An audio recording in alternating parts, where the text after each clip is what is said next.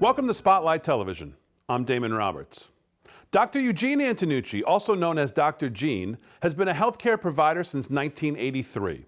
He graduated from NYU College of Dentistry and served as a captain and dentist in the U.S. Air Force. Following his service, he opened a private dental practice that gained national recognition. He taught as an associate clinical professor at NYU and Stony Brook Dental Schools and conducts international seminars all over the world. His work with patients has given him a passion for health and wellness and has led him to pursue certification in nutrition, fitness, and wellness as a certified health and wellness coach. Dr. Gene has also published 5 books and hosted 2 different television shows, all talking about different health and wellness topics. Please welcome to Spotlight Television, Dr. Gene Antenucci. Dr. Gene, welcome to the show. Thank you for having me, Damon. Well, it's great to have you here, and it's a fascinating topic. Obviously, overall health and wellness is gaining a lot of recognition, not only because of certain people, but obviously people just paying more attention. People are living longer, so there's a lot going on. So it's a great topic.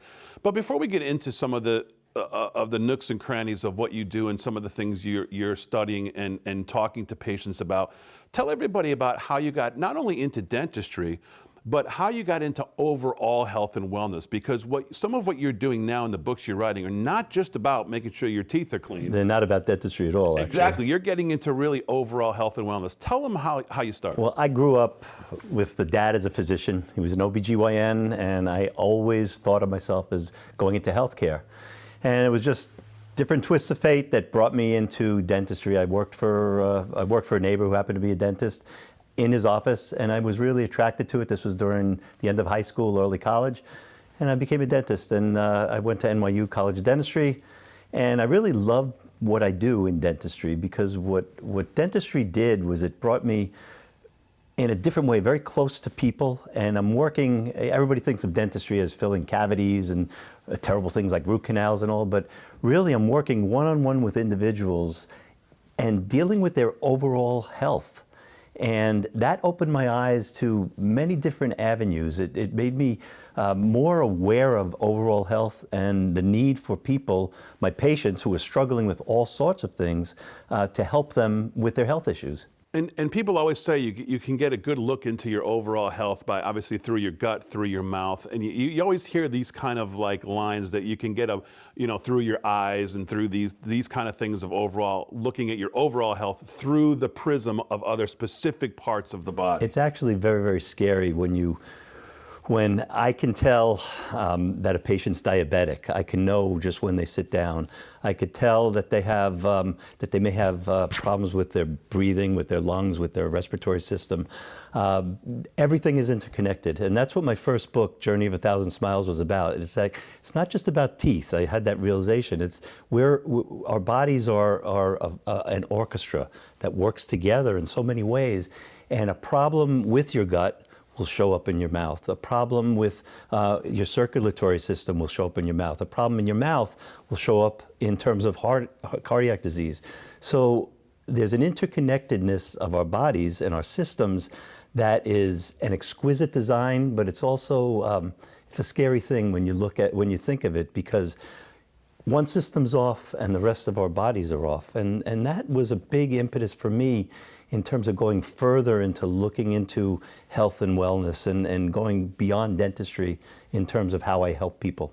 Yeah, and let's talk about your first book, as you said, Journey of 1,000 Smiles, and let's focus on the journey part. Obviously, it is a journey, and in your journey through health and seeing these other things connected, tell me why you wanted to write the book, a little bit about the book, but tell me about also the education part to the patient, about that journey that maybe they were on that they didn't realize. So, hey, some of these other issues could be dealing with what's going on in your mouth. Tell me about the education and that journey part. Well, for example, a patient comes in and they are diabetic. It's on their health form, and I read that.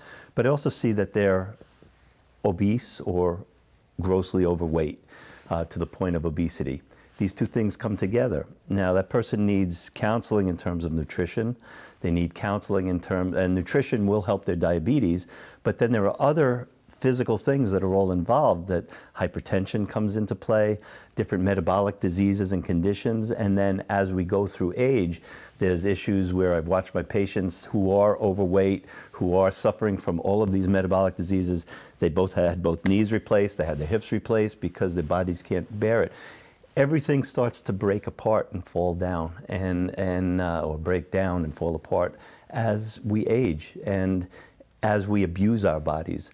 So as a dentist, when I see inflamed gum tissue, I know that there's a correlation between that and cardiac disease, hypertension. Most likely the person has a blood pressure issue, and they are more prone to having a heart attack. So all of these things came together, and these are the ideas that went into the book, A Journey of 1,000 Smiles, to take the step-by-step view of first of all, what's involved with a healthy mouth, but then to go beyond that beautiful smile to say it means a beautifully healthy body.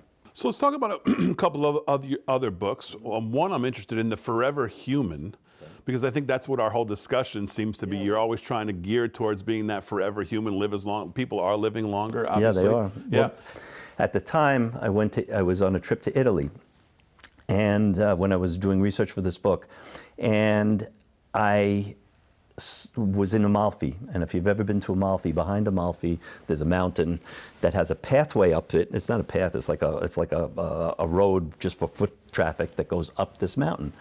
And there's old ladies, 85, 90-year-old, walking up and walking down, and I'm saying these people got some. These aren't like the grandmas I know in Long Island in my practice who are all on every drug in the world and are walking around with tennis balls under their wheelers. There's something different. Yeah.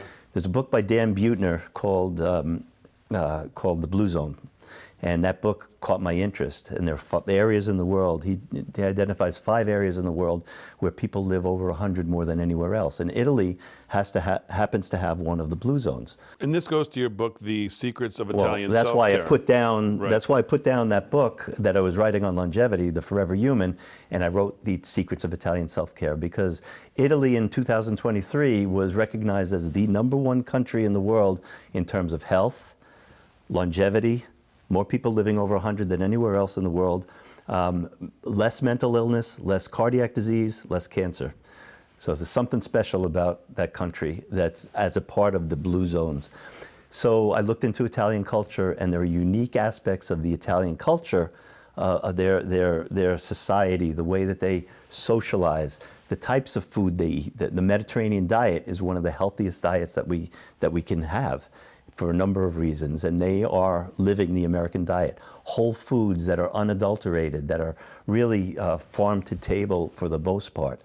The coffee culture in Italy has a part of health. The wine culture in Italy has a part of health. And the way their spiritual sense, a sense of something more important than themselves, and all these things come together. And I realized these things are the same things that I wrote about without really looking into longevity in my book, Finding the Good Life. But the Italian uniqueness of it was really, really special. So that book has been doing really, really well. I'm very proud of it. And it shows the Italian aspect of self-care, of what they're doing to really be one of the healthiest countries in the world. Let's talk a little bit about what's next for you, what's coming up for Dr. Gene. We're going to be excited to partner with you on a show on overall health and wellness that you're going to host here on Spotlight Television. I think that's going to be very exciting as you get to talk to experts. But what else do you have coming up? Well, I have ideas for other books going in the health and wellness arena, in the health and wellness realm. I'm looking at developing some sort of a seminar series or a series where I can bring this message to wider numbers of people. And along those lines, I do a lot of lecturing, and my lectures are going in this direction now to dental groups, because they're made up of hygienists and staff people and dentists, all who need healthcare. So that's a part of it. But I'm looking to develop this more as something where I can really reach and help people. Are younger dentists in the practices now realizing this message earlier on in their practice, that you have kind of had this journey to get there? Is there still an education drop-off? there's no education regarding nutrition. Even in medical school, there's no real nutritional education. In dental school, it's the basics. And no, a dental student is a graduating dental student is just worried about getting a job and learning their skills. No. Do you feel like dentistry and other health categories like dentistry or specialties, do you think we're moving towards where they're all going to focus on overall health, or no? No, it's going actually the opposite direction. Medicine is compartmentalized, where there's a specialty within specialties for everything. So you have a stomach problem, you go to the stomach doctor. You don't go back a step and say, what nutritional things are affecting my gut? What could I be missing? What can I be missing? What can I do? Not what medicine I need to take care of my gut. And then when that medicine gives me a side effect where I have a twitch like this or something happens, then I go to the twitch doctor who gives me another medicine to get rid of the twitch, who says that's the way medicine is. It's going in the wrong direction. There are holistic doctors who have this sense of looking at the whole body, but they're few and far between. But that's where I look when I need to find a physician. I think chiropractors are on the right track in terms of looking at overall health, having an idea of nutrition and the way the body works together. But American medicine has gone off the rails as far as I'm concerned. Mm. Well, I'm sure there's a lot of people out there who agree with you, who are watching this. So let's do one of the most important things we can do. Let people know how they get in touch with you, where they can find your books, where they can get this. If they want to soak this message in, where can they find more of it? So all my books are on my website at drgeneauthor.com. And also I have all my books are through Amazon, amazon.com/author/Dr. Gene is where I can be found there. Okay, drgeneauthor.com is where they can That's my website. Well, it's been a fascinating conversation, such an important topic, and we're excited to see what your show brings. We'll be having that right here, hosting on Spotlight Television. We're excited about that. Thank you for joining us. And I'm looking forward to it. Thank you much. Dr. Eugene Antenucci right here on Spotlight Television. I want to thank all of you for joining us once again. Until next time, we'll see you right here on Spotlight Television.